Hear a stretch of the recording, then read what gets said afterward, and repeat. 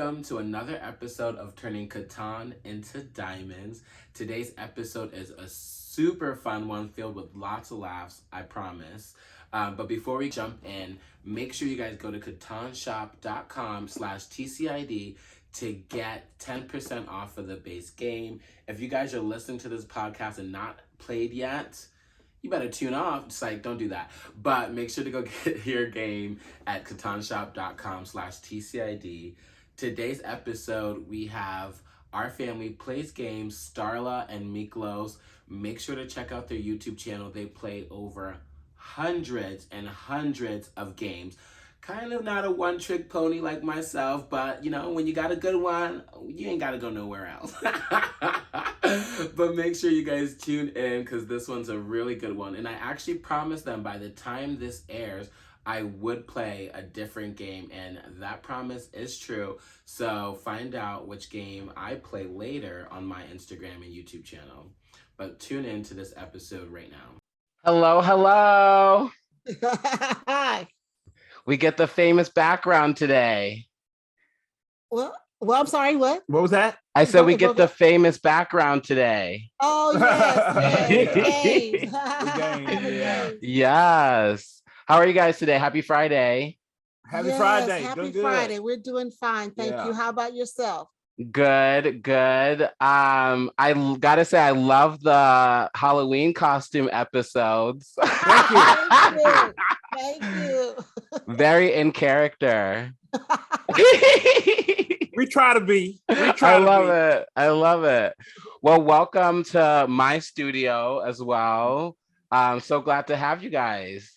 Thank you for having us. Thank you. Of course. Well, when I saw your guys' first video that I saw, I had to go back and do a deep dive. I finally got to see you guys on Good Morning America. I love that. Okay. Yeah. But you guys were one of the ones that I was super excited to have on, just because, of course, having other people of color, just having more families, people that look like me that also love Catan is like super important to me. Yeah. Mhm. And just like you guys have such a powerful message on uniting families and bringing people together through games, which is totally on brand for me as well. I love that. Mhm. So glad to have you. Thank you. Glad to be here. So tell us a little bit about your journey into like games and Catan. I'm assuming Catan wasn't your first game you ever played. No, not modern wise, not the modern games. Well, no. Well, it was the first modern. It was the first modern. Yeah. What are you saying? But I said, well, I don't know what I'm saying. What saying. am I saying? I don't know. I don't think he knows what he's. No. I think it was the first modern game we played, but we played all the classic games. Yeah. Okay. Yeah. So that makes more sense. Yes. Okay. I said. Okay. I don't know what he's saying. Yeah. So what was your first classic game? Oh my God. So I mean, we've told our story, but we'll tell it again because some people don't know the story. Yeah, some people don't know. True. That's true. But the story of our life is that, both me and my husband grew up playing all of the classic games, Monopoly and Sorry and Clue, Payday. Those games existed 40 some years ago. Yeah. So then when we had our sons, he's 17 now. So yes, 17 years ago, whatever. Well, longer than that. No, less than that, because we started playing with him around 4 or 5. So let's say about 12 years ago, we were like, there's got to be other games, other than just Monopoly and Sorry and Clue. They had to have made something in the past 30 some years. Yes. Facts. So then, after we played a few of those games, I think like the most modern one we played, the one that's not modern, it's older, but it was unfamiliar to us, was Parcheesi. So we got Parcheesi, like, oh, okay, that's a nice one. Then I told my husband, there's got to be something else. So he started looking for other games for us to play. Yeah. And he finally, found, well, I don't want to go. The story is. Yes, you're the storyteller. The story is that, she told me, like, Mick, go find something else. And I said, okay, I will find something else. So I went online and I found this little website called Board Game Geek. Yeah, little. A little. Well, Board Game Geek is, BGG is like one of the largest, libraries of definitions of games ever made. Yes.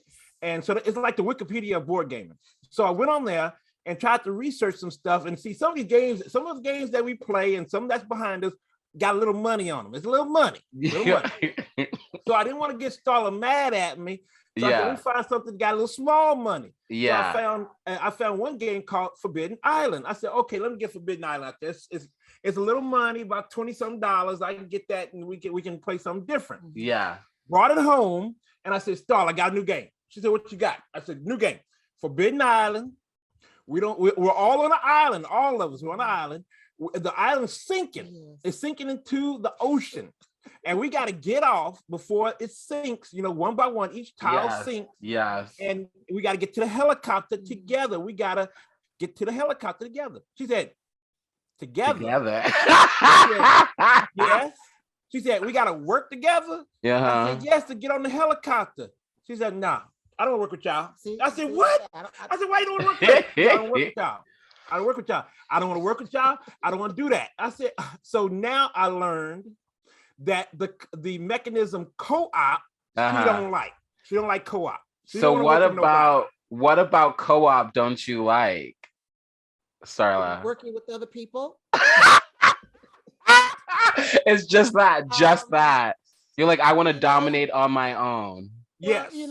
Yes. You go into a co-op situation, you've always got somebody who thinks they know everything. And so, to do with the group, okay, we're going to go ahead and vote together. Yeah.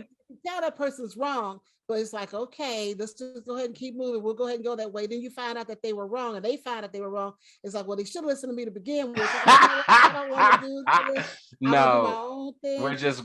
They should listen to me to begin with, but they don't want to listen. So she just want to beat up on folks. That's all. She just want to beat up on folks. She want to beat up on funny. folks. So this sounds like this is a personal experience. Yeah. So I had to go find something that she could beat up on us on. Okay. So I took Forbidden Island away. Well, we gave it to a friend, and then I said, this little game called Settlers of Catan. Everybody say that, everybody like that. And it's a good game to come into the hobby with. There's all these different games. So I said, okay. I said, I'll get Settlers of Catan. That's when they called it back then. It was Settlers of Catan. Yeah. They dropped the still have now. that copy. We still have copy. Settlers, yeah. So we said, okay, so we're going to do Settlers of Catan. We're going to do that. And I brought it home. I said, Starla, got a new game. She said, what is it? I said, okay, we're on this island. She said, oh, Lord, another island. I said, yes, hold on. We're on an island, and we're all competing to make the best kind of civilization on the island so we can take over and be the best person on the island that have cities and we trade and, we roll, but we don't move. We do what we want to do. She said, oh, so she didn't hear none of that. She just heard, so I can beat up on y'all. I said, yes. That is not true. Yes. No. Yes. She said, I can beat up on y'all. So I can be competitive. I said, yes, you can be competitive.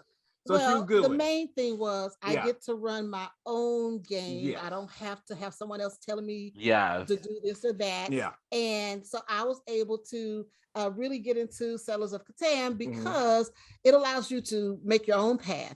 And it was so different from a Monopoly where it's just roll and move. Monopoly is nothing but luck. I don't care what kind of tournaments you have with Monopoly. It is all luck because you don't control the dice. Yeah. So, but with Catan, you don't control the dice, but you control what you do after. With Monopoly, you just roll and you have to move.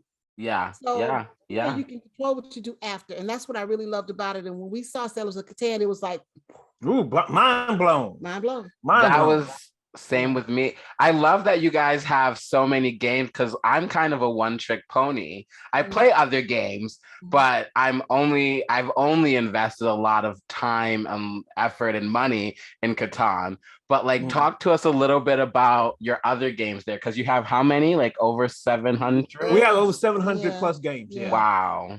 Yeah. Well, we love Catan because, again, it got us into the modern board game hobby, but we have others we love. We love, of course, Lords of Waterdeep, Ticket to Ride, Clank, Clank, there's so many games out there that just are so much fun. They're strategy games that you get a chance to really put your mind to work on. How am I going to outwit, outmatch? What is that? That's Survivor. Outwit, outmatch, outlast, whatever. Outplay my opponent.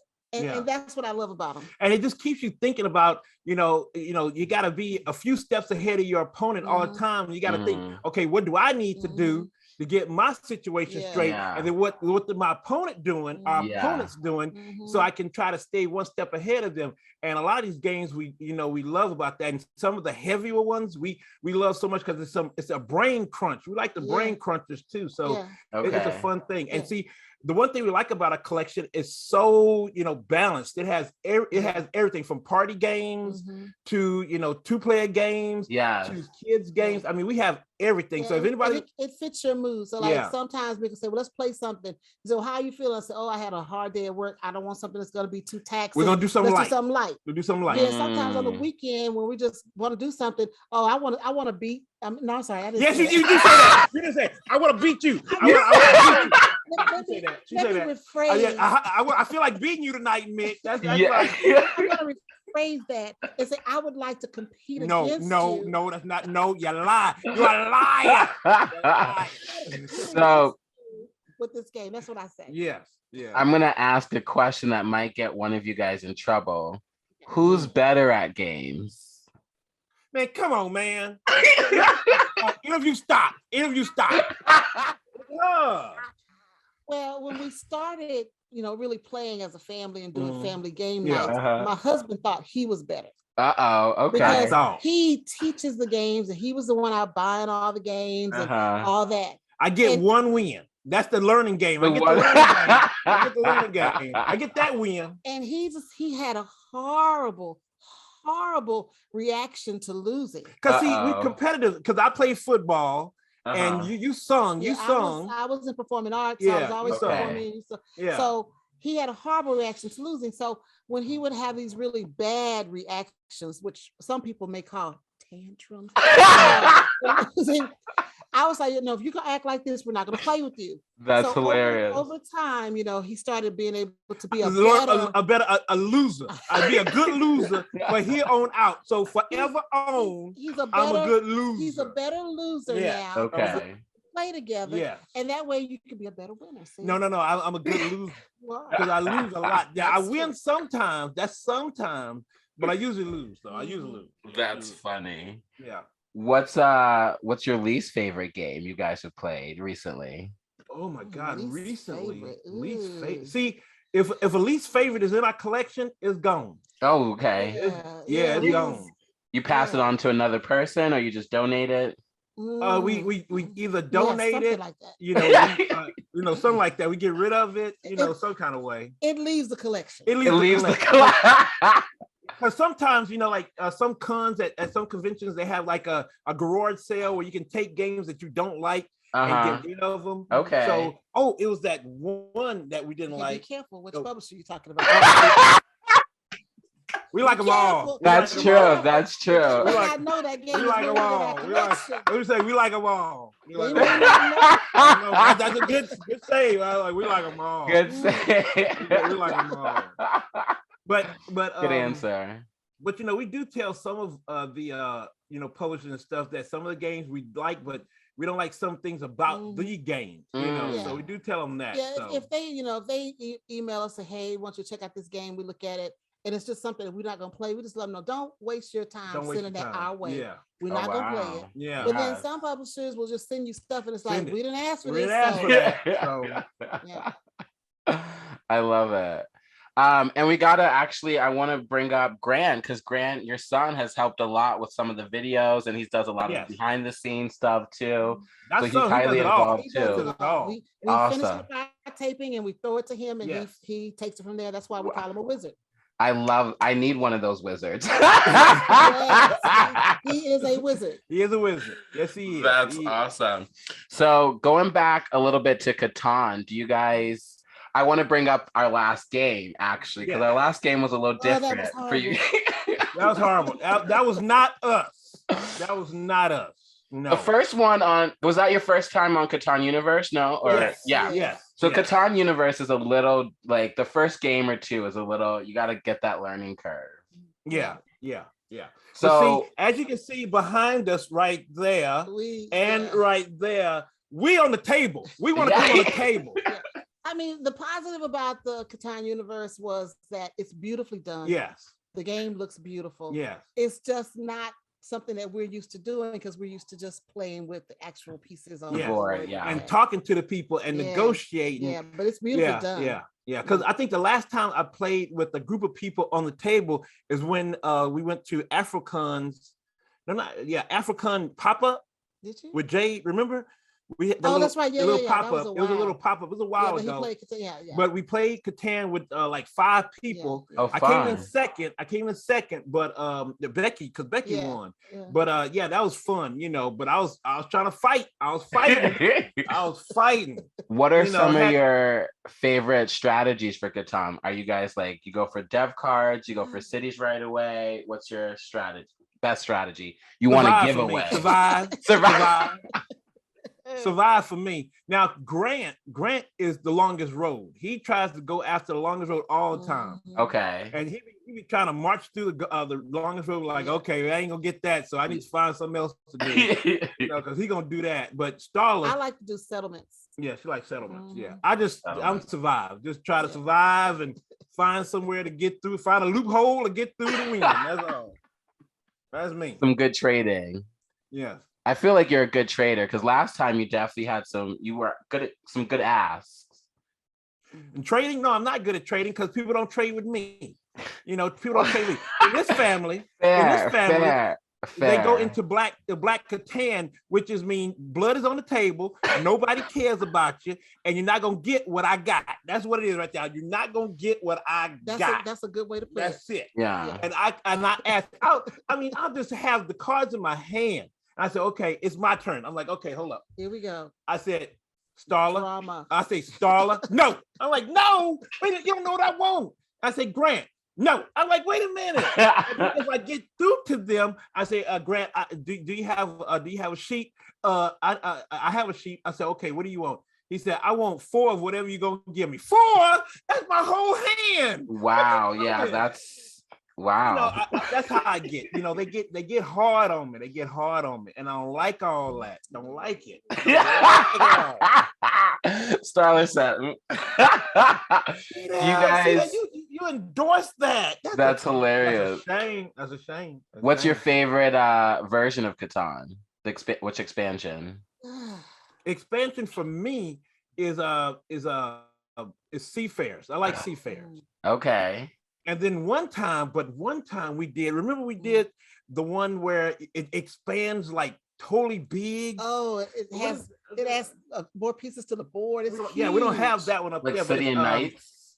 No, it's not City and Knights. It's Barbarians. Oh yes, the Rise of the Incas or no, Barbarian Traders. It's one that has like it changes the game totally. Interesting. Okay. And it gets huge. The game just gets huge. I like Settlers of the Stone Age. Actually. Yeah, Settlers of the Stone Age is a favorite. I really like that one. God, that's the old school one. That's the old school one. Yeah, I like that one. We love that one. Yeah. I mean, just the difference. What it forces you, like you start in Africa, like the cradle of civilization, and the game forces you to leave Africa because tiles start becoming desert. It makes you leave, and it's just like, ooh, you're forced to go out there and fight. You gotta fight. Go. So I love that. And it's the whole world. It's not just one little section. It's the whole world that you're dealing with. Yeah. I haven't gotten the chance to play that one yet, but I mean, it's kind of. Hopefully they bring it back, right? Hopefully. They're a little quiet when we talk to them. So I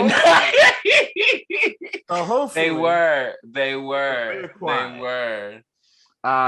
So what's a question, doesn't have to be about Catan, that you guys don't get to talk about or haven't been asked a lot about that you wish you got asked more? A question that we haven't been asked a lot. We've been asked a lot of questions. Well, see, we have a whole segment on our show now called Ask OFPG. Yeah, exactly. People ask us everything. Yeah, so it's kind of hard to figure out. Golly. I don't know. Because we get asked so many questions. We get so many questions. I mean, they come down to like, what's your Halloween candy that you want? I was like, Halloween candy.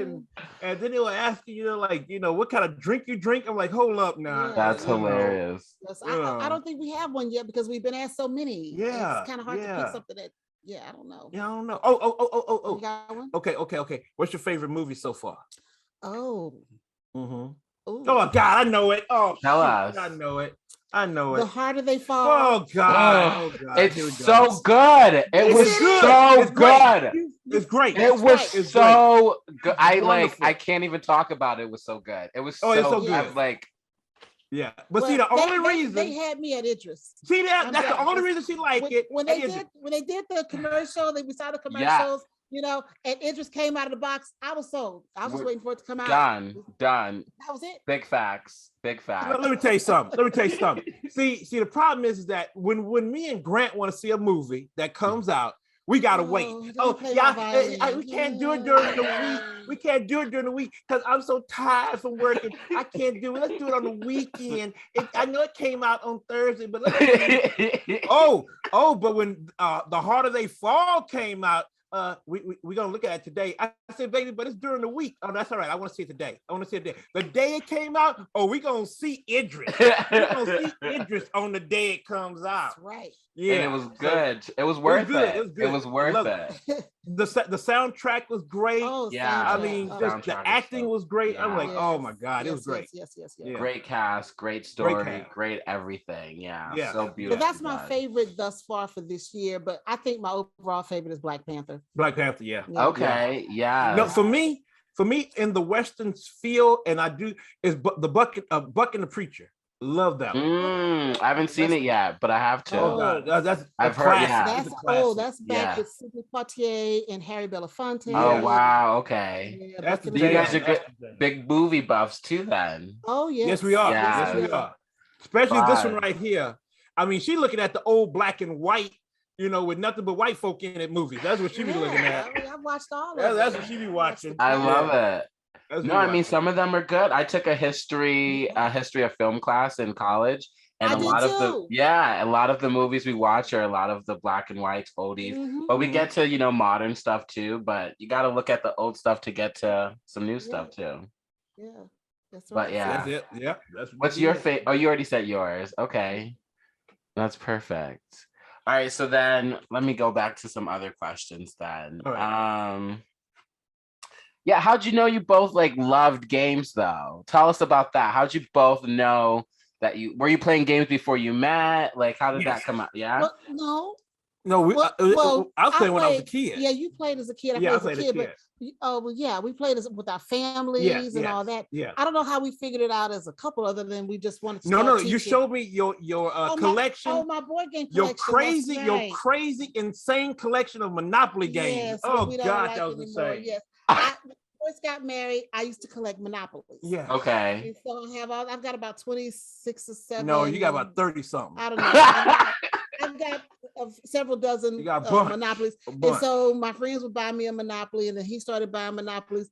I only bought you one because I thought that was crazy. One. Until we realized it's just the same game with a different veneer. It does not change at all. It's just a different veneer. Yeah. So we stopped collecting Monopolies, and they've been put to. No, they're here.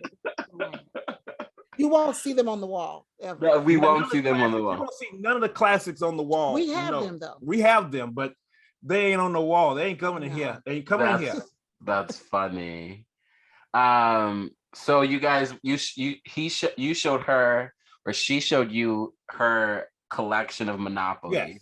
Yeah. And then you guys were like, we got to play some games together. We got to play. We played Monopoly, Scrabble. Oh God, I hated playing Scrabble with her because she know all the words and stuff. I was like, oh God. So we played Scrabble. We played Sorry, Trouble. And then she started playing Connect 4 with Grant. And then we Stop Thief. I have an old Stop Thief that I used to have as a kid. Wow. That we played with that. And just Payday, love Payday. Okay. And we played all of those. We played all those. Yeah. But when I was a kid, I played some of the 80s games that they had out there. That was pretty good by Hasbro and Parker Brothers.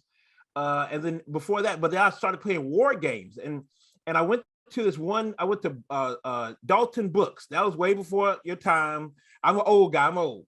I'm old too. Dalton Books was before Barnes and Noble, and I went there and I said, Mom, I said I like it because I was looking into war games and war history and stuff. And I said, Mom, I want this game up here. It was a game by Avalon Hill way back in the day that used to make a whole bunch of great war games. And I said, Mom, I want to play that. She said, well, I ain't gonna play with you. You know, my mom said, I ain't gonna play that. I don't play that with. Yeah. And I said, well, Mom, I'll play by myself because it has, solo. I can play it one person. I can play that. So my first game was Submarine, about subs in World War II, German submarines that sunk the British ships supply and all that stuff. Boring. So I got thing. Wow. So I got that one. That was my first one. And that's why your mom didn't want to play. My mother thought I was crazy. My mother crazy. This boy lost his mind. So I got that one. I understand that. And I asked her for another one, and she said, "This is the last one I'm getting because this is crazy. This is crazy." Okay. And I got another one, and then I got one more, and that was it. So I was just happy to have those, and I played those by myself, and then that kind of faded out, and then I was playing all the other just regular games. He still plays games by himself. I'm still solo. Hey, we're okay with that. We're okay with. I'm an only child, so I know a lot about playing games by myself. Yeah. So are we. Yeah, so are we. Yeah. Oh, perfect. And we have an only child. And then we have exactly. There you go. So those are the games I played, and then when she said that she played games, I'm like, oh yeah, let's do this. So we started playing the old ones until she said, Mick, I'm tired of these. I'm tired of them. And then that's when we went on and found other games. Yeah. Awesome. I love it. And how has it been starting the YouTube channel for you guys? How's that been? Because that's a new medium, a new platform now. Yeah. Oh, we love it. We love our channel, and we have a mission. So we started this with a purpose. We started back in 2018 with just being on social media, Facebook and Instagram, because our goal was to bring more diversity and inclusion into the hobby, to see more families enjoy these board games that we had discovered, and we were so excited about it. And then that just, gradually grew into, okay, we're going to go ahead and go on YouTube. No. See, no. It was on you. Because, see, I was content just taking pictures and stuff because I didn't know it'd be good on this. And then Starla said, Mick, we got to make another impact. We got to go. We got to make some impact. We got to go on video. I'm like, video? I said, I don't know about all this video stuff. She said, we got to start doing videos. Yeah. I'm like, Lord. That's my background. Educationally, my degree is in communications, media. So, and then I do marketing. So I'm all about the social media and the videos and all that. So I was like, you know what? This is what we have to do. He didn't really want to do it. I didn't really want to do it. And I said, you know what? We're going to do it anyway. And I didn't. She didn't care. She said, you're going to do it anyway. You'll get on board. So it took us a while to get our groove. Yeah. Because when we first started, I had been out of TV and radio, because when I first got out of college, I worked in radio.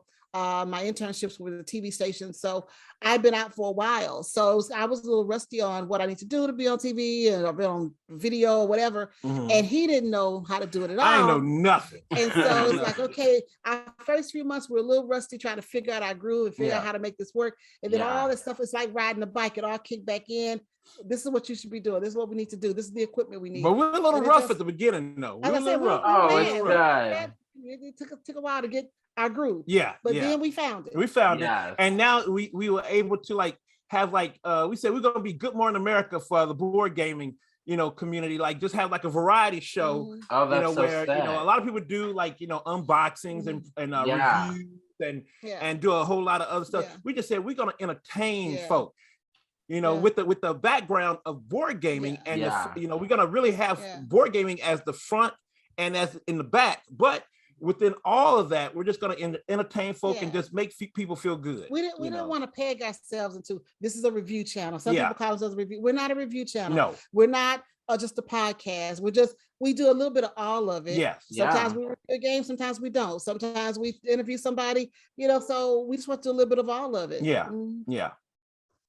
Yeah, I love it.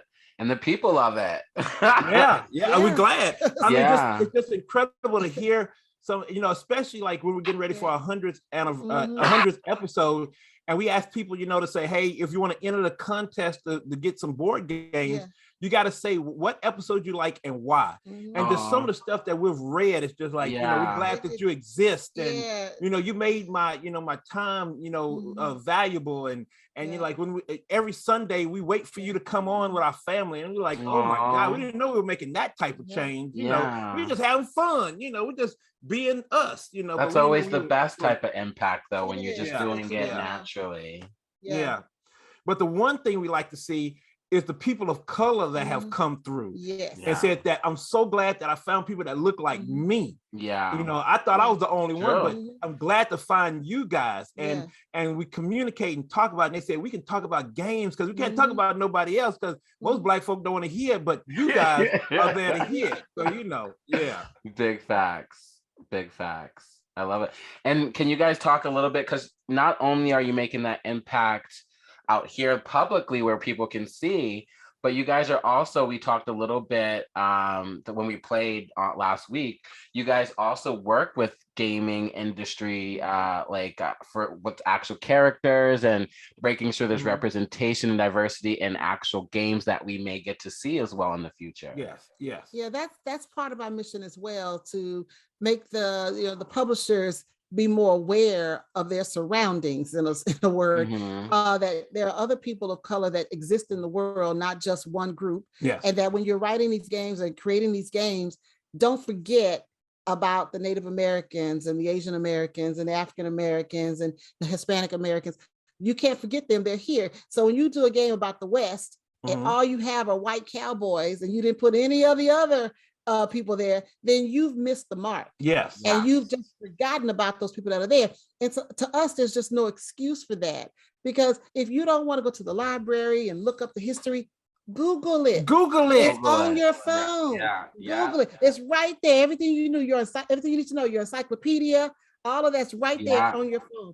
And for you to create a game and forget all of the other cultures and races that are in that time period and era, to me, that's just, you're just choosing to totally. You make it a choice. And we make it our, our mission. Like if we see a game out there, people talking about in a place that that need a little bit of color, we're gonna say, hey, we're gonna be watching, because like there was one game that is going to be a trilogy in I guess in the Arabic area. And I said, we're just going to be watching and seeing, what the representation of the art going to be. And then, I get that email, we're going to do everything we can make sure that everything is right. I'm like, okay, so we watching because now. It's important, it is. We started in this hobby and we knew that we were not being represented in the games and stuff. So we had to kind of put a blind eye to that and say, we're going to play the game anyway.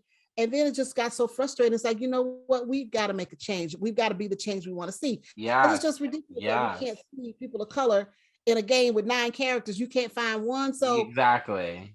Because there's only one. Like I tell you, like I think I told you when we were playing, I said, like when we break the game out and we have the characters to play, we all fighting for the one person with color, But I'm like, shoot, I want to be, I want to be him. Like, no, you can't be. I want. Why I gotta be that? We're trying to go after people of color, and usually it's like 1 or 0. So it's crazy. And so thank you guys for doing that, because that's amazing. And it's so important how. Like, for instance, a movie that I just saw recently was The Eternals. It's a Marvel movie. Don't say nothing. I'm not. But just seeing the amount of representation, inclusion in that movie already made it so much more appealing to, like, across the board. You know what I mean?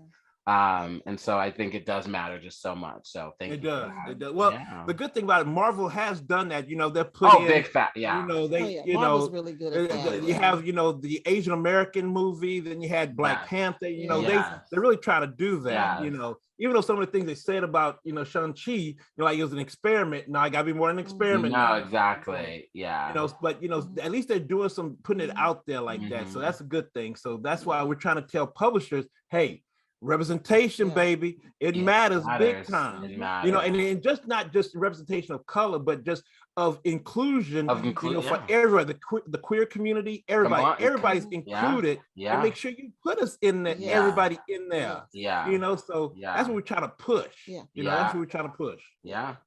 So where has been your favorite place that you guys have played any board game, Catan included? Mm-hmm. And then what is a place that you haven't been that you wish to go to and play a game? Okay. Favorite place. Well, my favorite place is at home. Here at home. That's good. Okay. Oh, you know what? I think the favorite place that we played was that? San Antonio. Oh yeah. We were in San Antonio. Yeah. What did we play there? My trucking game. Oh yeah. Got your trucking game. Yes. God, I can't think of Great Hall. Great Heartland Hauling Company. Great Heartland Hall Company. Heartland Hauling Company. Yeah. So in San Antonio, I think I enjoyed that. We were on vacation in San Antonio. Okay. We had a beautiful room with the nice view. We sat out, we played. So I think it was there. And that's the one we play on the road because it's kind of like a game. It's a pick up and deliver game. Yeah. Where basically the theme is you're on the road shipping stuff. You're a truck driver. Shipping stuff. Kind of, it's kind of bad now, but yeah. And you try to get around now, so it's a really cool game. It's really cool. Yeah, we love that game. Now small box game you can take. She loves it because she wins at it all the time. And that's one of the games we talked about on GMA. Good Morning America. Yeah, Good Morning America. Yeah. It's fun how the games that we enjoy the most are the ones that we win the most. Well, that's almost 90%. That's 90% of the collection, right? And where would you guys like to play a game? Anywhere? Santorini, Greece. Yes, Santorini, Greece. I want to play Santorini, Greece. Yes, but you know what? I want to play Carcassonne in Carcassonne, France. Yes, I could do both of those. Yeah. We could do both of those. I'm sure you could line them up so you could easily travel. Yeah. Now, my greatest thing is to sit down with Klaus Teuber and play Catan with him. I know. Now, his son was cool. His son was him. But to have the man himself sitting there, and to play in that backyard that had the hexagon. Playing that, right there with him. That would be. And I want to tell him, I'm gonna beat you down at your game. That's what taking Black Catan to Germany. That's right. That would be awesome. That would be sad. Even though I want to beat you down, she'll probably beat you anyway. Yeah. So, I have to really prepare for that one. Yes, prepare for that one. What's funny is I've played both of their sons now, and they always say Teubers never win, and it's a lie. That's a lie. They win. Trust me, they win. They have to. Their daddy made the thing. They play tested it. So yeah. Yeah, because I read his story that his kids were he used his family to play test those games. Yeah. So they better know. They better know. Totally. Do you guys have any questions for me? Well, how did you get so involved in Catan? Yeah. So I fell in love with it kind of like you guys. My best friend and roommate at the time in 2012 brought it over. Actually, no, it wasn't my roommate. It was I had a group of friends, my roommates included. We were all into games. So we played games a lot. Monopoly was kind of one of them. Yeah. And so we had a separate friend who would just come over and always play games. And he came over one day with Catan, was like, guys, we got to play this and set it up. And I don't remember, I didn't win my first time, but I was close. And I was like, I gotta get good at this game. So we would just literally play it. We didn't even own it at the time. We would always be like, Sean, you got to come over, bring Catan with you. And so just throughout the years, finally I bought my own. Friends would have different versions as well. But during the quarantine, my friends and I, we would play on Catan Universe. That was the first time I played, because obviously we couldn't be traveling as much to go over people's houses. So I played for like the first 3-4 months of the quarantine, 6-7 times a day. And then yeah, and then our friend John Lee Brody, he actually set up Catan streaming where every Friday we played Catan every Friday, and then I was invited to be a part of that. So it's just kind of like just rippled effect. Yeah. Okay. Now, when are you gonna stop being a one-trick pony? I know. Coming to the rest of the world. I know. So I play other games. I'm just not as like hardcore, but I love games. So if anybody shows me another game, I'm all like, I'll play. I'm all about. I'm very competitive. So. Okay. That's totally. Cool. But what other games have you played? Right now, my other go-to is like I was telling you. I think Magic the Gathering and Magic the Gathering, like Planeswalker. So you can either do the card game, but Planeswalker, there's like a board and battlefield and stuff like that. Yeah. So I enjoy that one a little bit more. And then I'm trying to think of other analog games that's not Catan. I think I'm more on the like video games too then. You know, we're talking about analog. I know. I got the cardboard. Yeah, you gotta explore, man. You gotta explore. I do. Well, when I was watching some of your videos, I was like, okay, there's like thousands of one of the Ticket to Ride is another game that I'm like, I want to try. Great game. Great game. And then I think you guys were talking about it. Survive, is that the one with the sharks and the whales and stuff? Yes, it's right over there. It's right over there. Yeah, that's the other one that I really liked from the video that you guys. But you know, it's almost like, you know, when they talk about Catan a lot, Ticket to Ride always comes up too. Those are like the two.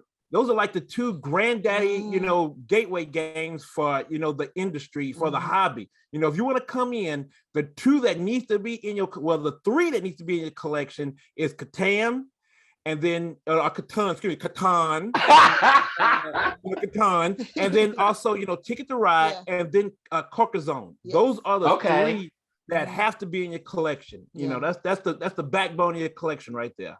So I promise by the next time this airs, I will play one of those games. All right. So are you going to go into any conventions anytime in 2022? I would love to. One of the things that I want to do is actually I want to host a tournament or something. Oh, okay. That'd be really cool. That would be. It would be. So that would be. You guys would be invited if you want to take a trip to LA. we need to, because if you send the tickets, we're coming. If you send the tickets, very good. We have so many content creators on the board game side in LA. It's gonna be crazy because we go there, we're gonna be swamped because it's swamped. Exactly, it'll be write it off as a business trip. That's right. Yeah.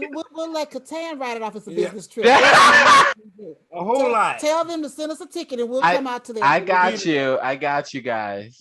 But you know, the cool thing, we're gonna be there in March. No, not in LA. We're gonna be in Vegas. We're gonna be in Vegas, not too far, in March. You know, so we're gonna be there. Yeah. Which convention? Dice Tower West. It's gonna be the Dice Tower West. Yeah. Okay. Cool. So before my computer dies again or anything like that, I ask every guest before we leave, why, for anybody who's watching or listening who hasn't played Catan, why should they? Oh my Lord.